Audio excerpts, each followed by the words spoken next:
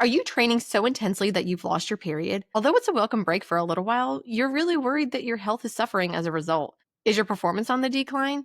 Or are you avoiding certain foods because they're just not quote unquote healthy and you want to be as healthy as possible? I've been there and I've done that. Today's episode will take you from depriving your body to boosting your performance and energy and even getting your period back if you've lost it.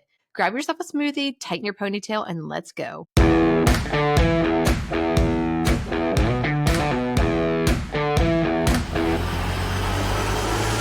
Are you ready to fuel your body, build muscle, and boost performance without having to diet at the same time? Are you looking for a tribe of positive, motivating, and uplifting women that will help you get there when you're struggling? Join my Facebook group, Female Sports Nutrition. I'll drop the link below for you in the show notes. I would love to see you there, and I even have a free gift for you just for joining. And don't forget to invite your girlfriends. So let's talk about the myth of the perfect diet. I used to think that my diet had to be perfectly clean each day. If I didn't follow this ridiculous set of rules that I had created for myself, I would feel terrible about myself and I would call it a quote unquote fat day. The mental aspect of this was just no joke. I would convince myself that I was taking up too much space in the world. I was gaining weight even though I wasn't, and that I was just a horrible person. I've also met so many other female athletes over the years that started out trying to eat cleaner or healthier for their performance so that they could be a better athlete, and it actually backfired and they wound up with an eating disorder instead. And sadly, this is what happens to so many females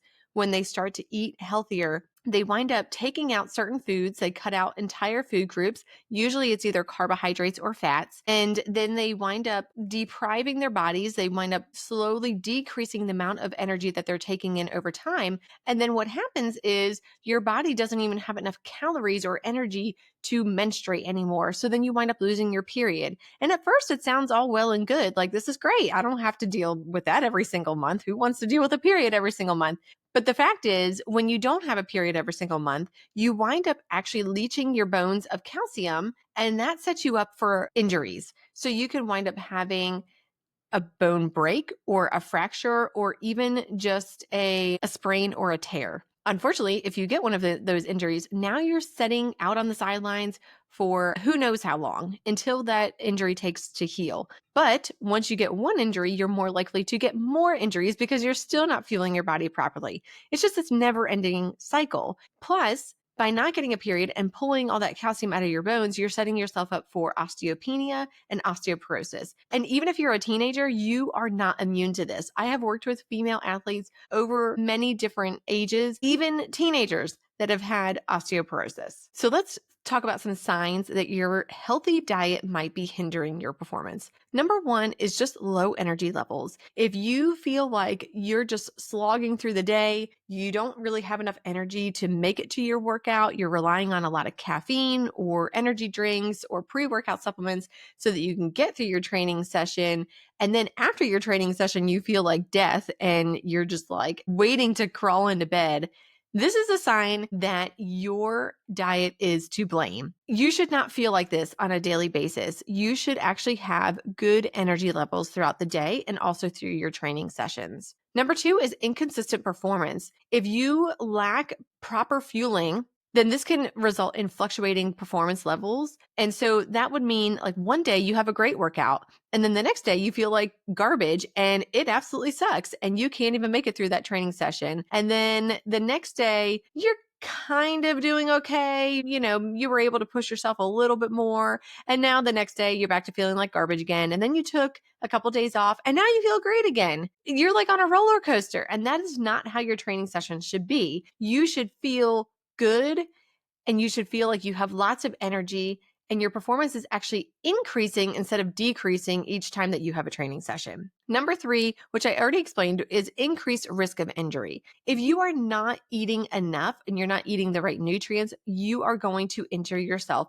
and you are going to wind up taking off more time because of that injury. So you are better off on being on the proactive side of things where you are fueling yourself properly to begin with so that you have enough energy, you have enough protein, carbohydrates, fats, fluids in your body so that your body is running like a well-oiled machine and you are operating at an optimal level or even beyond an optimal level. So now you're boosting your performance, you're not getting injuries, and you are actually excelling in your sport. So personally, I think the biggest issue here is female athletes not understanding their nutritional needs. You may be looking at social media to get your nutrition information, or you may be just looking on the internet, but there is so much information out there about how people should be following a low carb diet, or they should be doing paleo, or they should be doing the ketogenic diet. They should be cutting out certain food groups. And now we're getting into everything being so healthy. Like now people can't have things that have lectins in it, and they can't have foods that have histamines in them, and they can't have grains. And there's all these things. And while those are true needs for some people that have medical conditions, this is not going to apply to the masses, and it's certainly not going to apply to female athletes. And so unfortunately, when you are really health conscious, you want to look up all these things, and it's very fascinating. It's very interesting to you. But unfortunately, the majority of this information doesn't even apply to you. So you shouldn't be listening to it, and you shouldn't be applying it to your life. What you should be listening to is information that is tailored to a female athlete.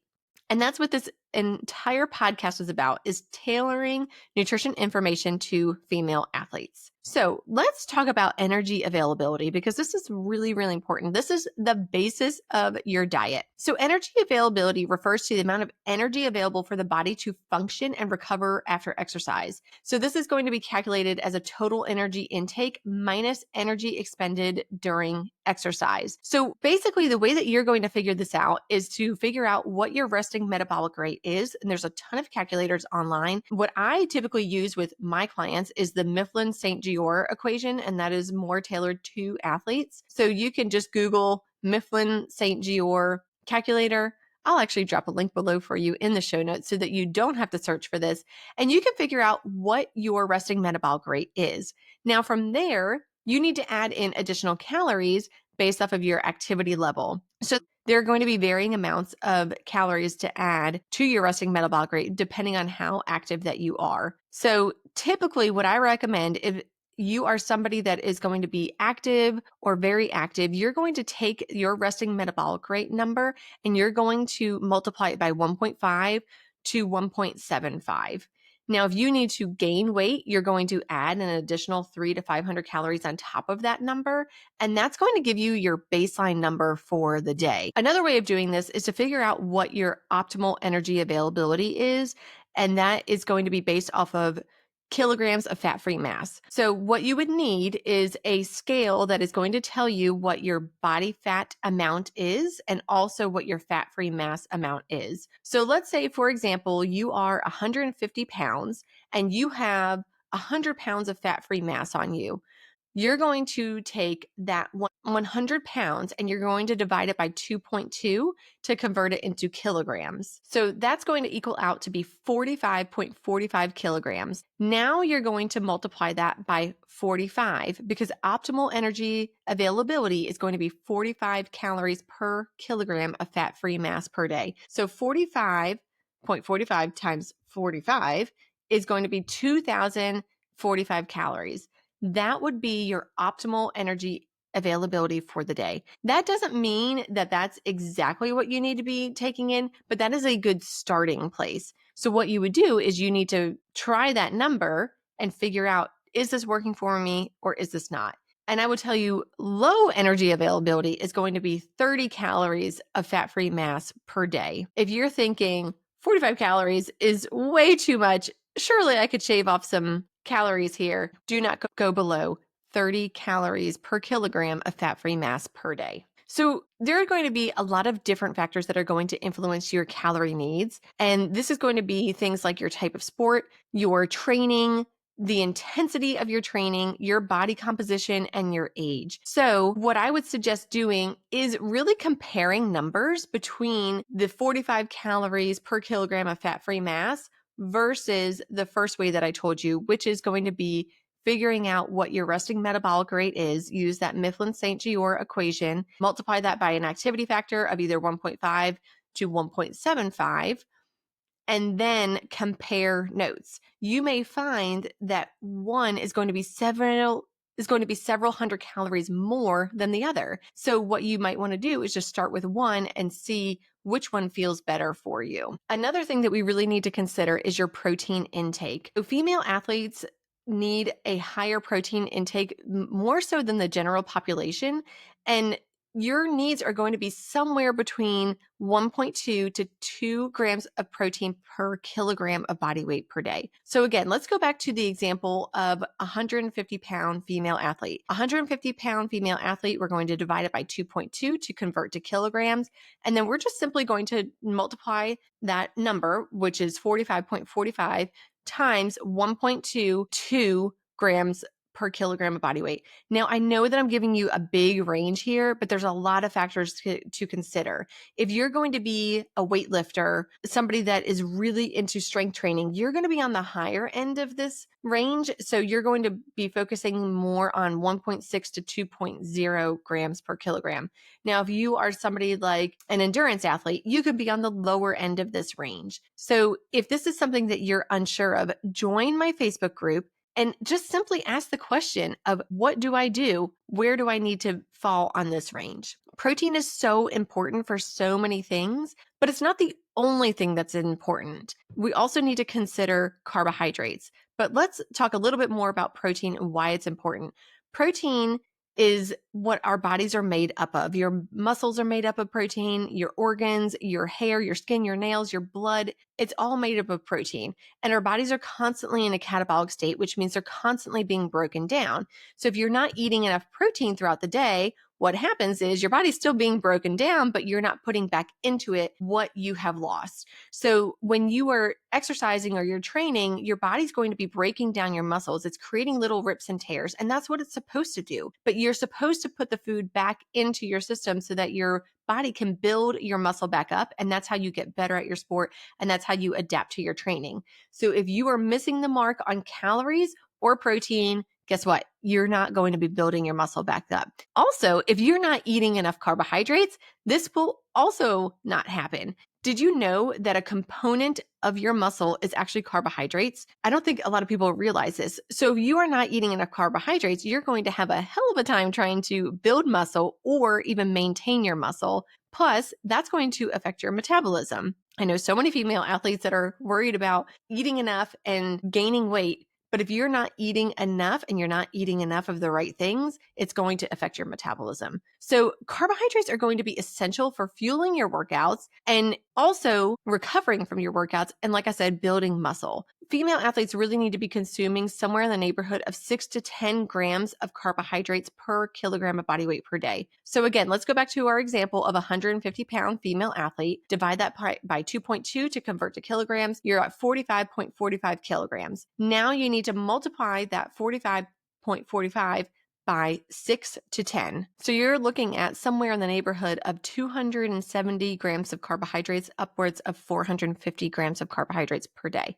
Now, again, the type of sport that you're in, the training that you're doing, the intensity of your training, how much you're working out, all that kind of stuff, that's all going to play a role in this number. So what I would suggest doing is picking a number and then figuring out what feels good. Again, if this is something that you struggle with, join the Female Sports Nutrition Facebook group and just simply ask a question and I'd be happy to help you. Now, I also don't want you to get so stuck on these numbers where you feel like, oh, I have to track every single number throughout the day and I need to know how many calories are in there.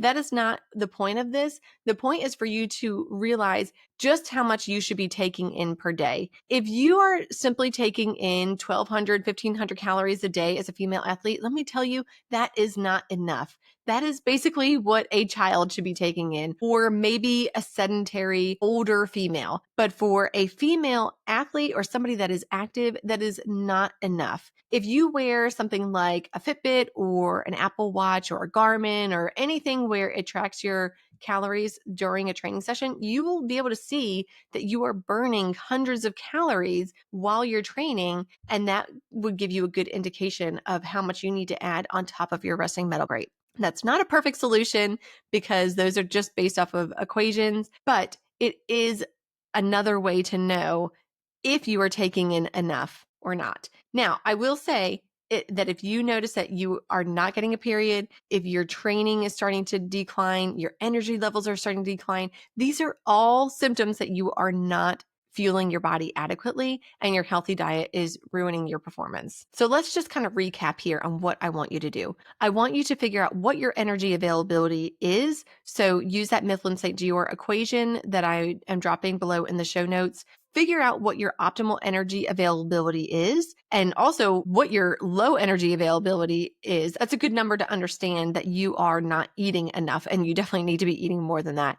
Also figure out what your protein needs are and your carbohydrate needs are. If you haven't already, joined my female sports nutrition Facebook group and just share with us the numbers that you figured out. We would love to compare notes and I would love to help you further refine that number if you need help with it.